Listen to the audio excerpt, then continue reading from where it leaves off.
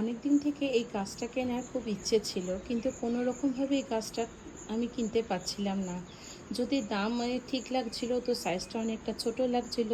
সাইজটা যদি একটু ঠিকঠাক ছিল, তো দামটা মনে হচ্ছিল অনেকটাই বেশি।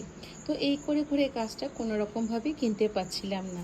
যাই হোক, কালকে যখন একটু নার্সারিতে গেলাম, এখানটা একটা বড় নার্সারি আছে, সেই নার্সারিতে যখন গেলাম, গিয়ে দেখলাম এই গাছটা যেমন দেখতে সুন্দর, তেমনি ততটা হেলদি, এবং দামটাও কিন্তু খুব সুন্দর।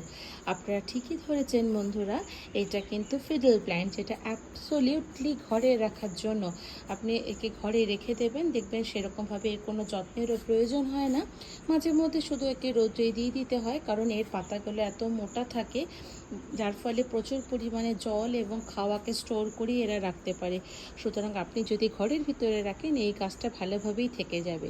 গাছটার দাম খুব বেশি নেয়নি, মাত্র 349 টাকা নিয়ে